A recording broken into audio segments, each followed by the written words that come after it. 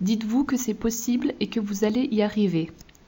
Donc tout d'abord, vous devez partir avec un esprit positif. Laissez de côté vos idées négatives, ça ne sert à rien à part vous mettre des bâtons dans les roues. Soyez vous-même convaincu dès le départ que vous allez réussir à décrocher le travail pour lequel vous postulez. Si vous avez des difficultés à garder un esprit positif, répétez de simples phrases à haute voix ou dans votre tête, mais c'est mieux de le dire à haute voix, telles que « je vais y arriver »,« je suis capable »,« c'est facile ».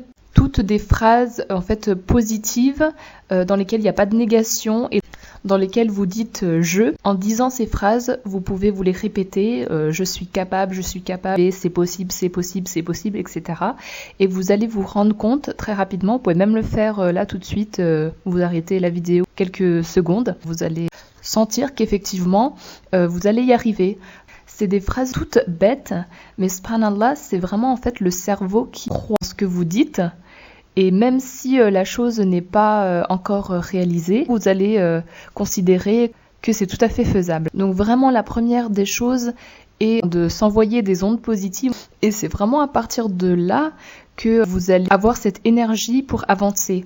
En fait, on ne se rend pas compte, mais à force d'alimenter notre cerveau, nos pensées avec des ondes négatives, on se handicape soi-même, on se met des bâtons dans les roues et on se met des barrières soi-même.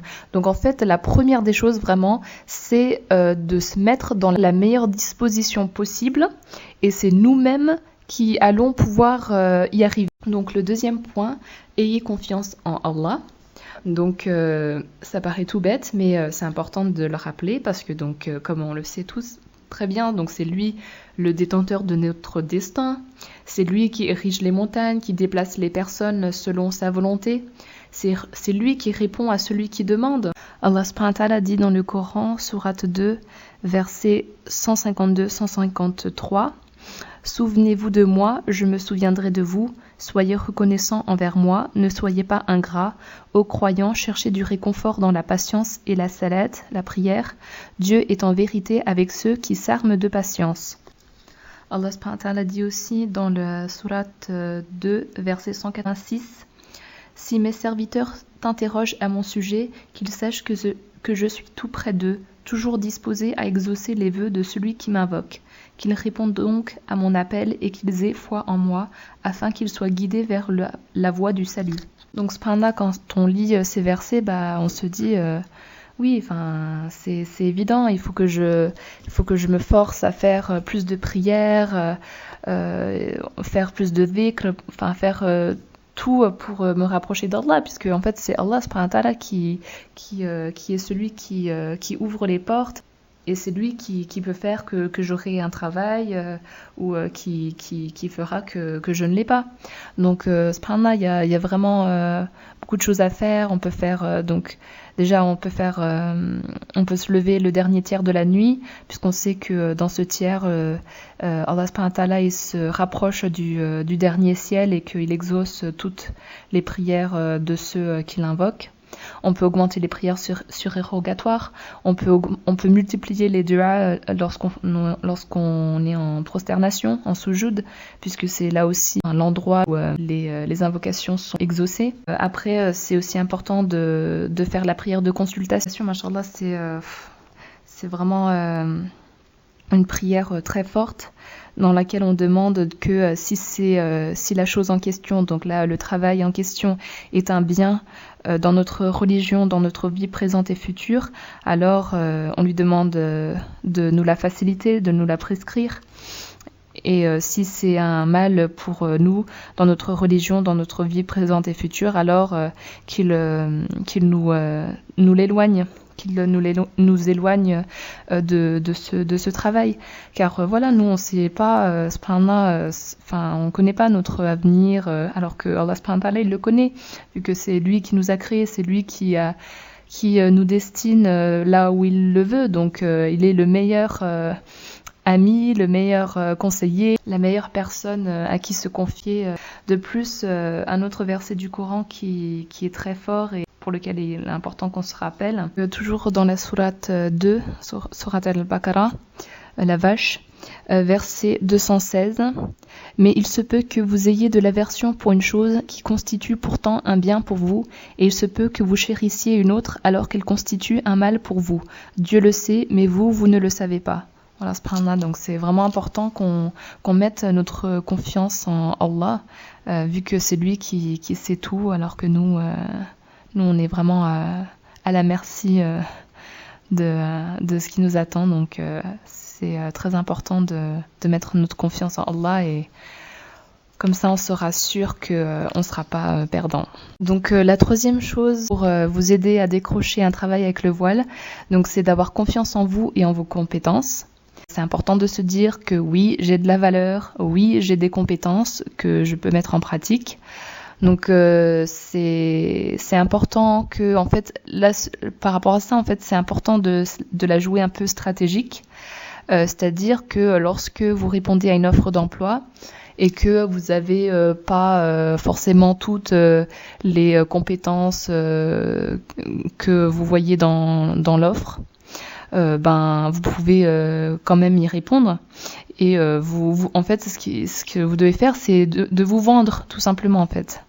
Parce que l'employeur, dans son offre, il vit le monde idéal. Lui, il veut la personne idéale avec 10 ans d'expérience, des compétences à tout bout de champ, enfin voilà. Donc c'est pas la réalité, souvent, l'offre d'emploi. Mais en tout cas, vous avez, vous postulez pour, on va dire, un poste en rapport avec vos études, et puis vous avez les 3/4 des compétences, ou la moitié des compétences, ou un tiers des compétences. Vous pouvez quand même tenter le coup et postuler. Et dans ce cas, donc, lorsque vous rédigez votre lettre de motivation ou que vous faites votre CV, vous mettez en valeur les choses que l'employeur veut entendre ou veut voir. Donc, en fait, c'est ça la stratégie, en fait. Après, c'est pas du mensonge. En fait, c'est juste que vous mettez en avant les choses qui l'intéressent, pour lesquelles vous espérez qu'il retiendra votre candidature, et vous parlez pas des choses, des jobs que vous avez fait qui ont aucun rapport avec le métier, ou des choses qui vous dévaloriseraient. Parce que là, du coup, en fait, concrètement, il va recevoir peut-être énormément de CV. Donc, en fait, vous, ce que vous devez vous dire, c'est qu'est-ce qui fera qu'il retienne ma candidature ? Qu'est-ce que j'ai qui fera la différence, en fait ? Donc, c'est là l'important. Là, c'est vraiment d'essayer de l'attirer sur des choses pour qu'après vous passez l'entretien. Et après, lorsque vous passerez l'entretien, là aussi, la manière dont vous parlez, etc., vous devez aussi vous la jouer stratégique, puisque il va vous évaluer sur peut-être 30 minutes d'entretien. C'est très difficile d'évaluer une personne au bout de 30 minutes. Donc là, vous avez vraiment toutes vos cartes à jouer pour essayer de montrer, en fait, la meilleure facette de vous. Après, tout le monde sait, l'employeur sait aussi bien que vous que c'est pas possible d'évaluer une personne en 30 minutes. Mais vous devez essayer d'apporter la meilleure image de vous en ces 30 minutes, parce que la première image est toujours celle qu'on retient. Après, ce qui est important aussi, c'est au travers de ces 30 minutes, de montrer, en fait, à l'employeur que vous êtes quelqu'un de confiant, que vous avez la tête sur les épaules, que vous êtes sûr de vous. En fait, c'est ça que l'employeur veut voir, j'imagine. J'ai jamais été employeur, mais quelqu'un qui veut une personne dans son entreprise, il veut quelqu'un à qui il peut confier des responsabilités, quelqu'un de consciencieux, d'autonome. Après, tout dépend du poste, mais voilà, ce qu'on veut, c'est quand même une personne sur qui on peut compter. Et du coup, c'est très important que pour vous, la question du voile soit assumée. Parce que si vous venez à l'entretien et que vous hésitez, est-ce qu'il va le voir, qu'est-ce qu'il va dire, qu'est-ce que je vais dire, etc. En fait, ça va vous embrouiller, etc. Et après, ça va se ressentir. Ça va se ressentir sur comment vous parlez, si vous êtes hésitante, etc. Et à la fin, Si vous n'êtes pas prise, ben c'est fort possible que ce soit pas forcément lié à votre voile, c'est juste en fait votre élocution, votre état d'esprit, etc. Donc il y a vraiment énormément qui se joue, enfin beaucoup plus je pense, qui se joue sur ce que vous dites et la manière dont vous le dites, plutôt que ce que vous portez sur la tête. Après aussi la présentation, la manière, comment vous êtes habillé est important, mais voilà, vous pouvez être voilé et très bien habillé, etc. Enfin, là, il n'y a pas de souci. Donc, franchement, là, dans beaucoup de cas, en fait, on se dit qu'on n'a pas un travail, ouais, c'est à cause de mon voile, etc. Mais en fait, ça se trouve, non. Ne vous limitez pas en postulant. Donc, postulez dans tous les secteurs, sur tous les sites. Vous pouvez regarder sur Pôle emploi, vous pouvez aller dans les boîtes intérim ou sur les sites des boîtes intérim, vous pouvez aller sur les sites spécialisés dans tel et tel domaine. Vous pouvez aussi regarder sur les réseaux sociaux, parce qu'il y a beaucoup d'offres, beaucoup de choses informelles qui sont dites sur les réseaux sociaux. Vous pouvez postuler dans le secteur privé comme le secteur public. Personnellement, j'ai travaillé avec mon voile dans le secteur public. Donc en fait, l'idée, c'est de ne pas vous freiner en vous disant voilà, je vais pas être prise dans ce domaine, je vais postuler dans une clinique, ils vont pas me prendre avec mon voile, je vais pas postuler là parce que c'est public, je verrai, etc. Bah non, en fait, tentez votre chance parce que au final, voilà, qui vous dit que vous aurez pas ce travail? C'est vraiment Allah subhanahu wa ta'ala qui décide au final. Donc en fait, nous, on doit juste faire les causes. Nous, on doit juste, voilà, envoyer, hop, et puis après, on verra. Si Dieu décide qu'on aura un entretien, on l'aura. S'il décide que non, ben on l'aura pas. S'il décide qu'on aura un travail, on l'aura. Même si c'est dans le public, on l'aura avec notre voile. Subhanallah. 5. Informez-vous sur vos droits. Donc, je pense en fait aux différentes associations comme le CCIF ou le CRI sur Lyon, qui sont des associations de défense des droits des musulmans. Le CCIF notamment, il met à disposition des fiches pratiques, comment se défendre dans tel et tel cas, quels sont nos droits en fait pour le travail. Donc c'est important qu'on les connaisse parce que en fait aujourd'hui on se rend compte que personne connaît nos droits. Nous en tant que musulmans on devrait être les premiers à les connaître. Après on peut comprendre que les non-musulmans ne les connaissent pas. Mais en tout cas, on se rend compte que nos droits sont souvent bafoués parce que justement, les non-musulmans ne les connaissent pas et puis eux, ils croient que, du coup, vu qu'ils veulent pas de voile nulle part, ben ça les arrange et puis du coup, ils disent qu'on peut pas porter le voile. Mais dans beaucoup de cas, on peut le porter. Voilà, c'est des choses importantes à savoir déjà pour nous, pour qu'on puisse se défendre. Pour qu'on puisse camper sur nos positions, voilà, dire bah non, c'est pas vrai, enfin voilà, parce que souvent après on joue de notre ignorance en fait, c'est normal, hein, dès qu'une personne est ignorante, elle est très facilement manipulable et on peut arriver à nos fins très facilement. Après, dernière chose, donc remettez-vous-en à Allah subhanahu wa ta'ala, parce que c'est lui qui fait les choses. Si vous n'avez pas votre job de rêve, c'est que c'était pas écrit pour vous et c'était pas un bien pour vous. Même si en fait vous n'avez pas le travail, au moins en fait vous êtes allé à l'entretien voilé. C'est ça, vraiment ça.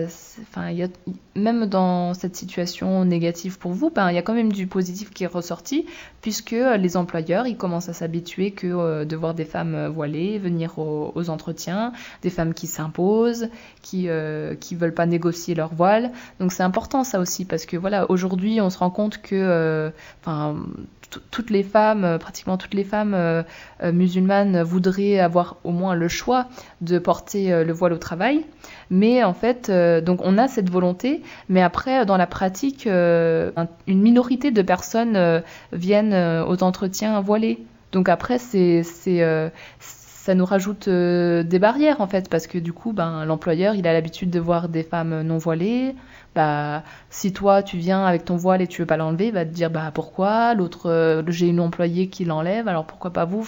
Après bon, c'est toujours des excuses de leur part, mais en tout cas c'est vrai que si on était plus conforme à notre volonté, qu'on y allait jusqu'au bout, ce serait beaucoup plus simple parce que du coup les femmes qui l'enlèvent ce serait une minorité et ce serait beaucoup plus facile pour nous. Mais bon après Inch'Allah c'est petit à petit et puis chacun son cheminement aussi, on n'est pas c'est vraiment les choses se font par étapes.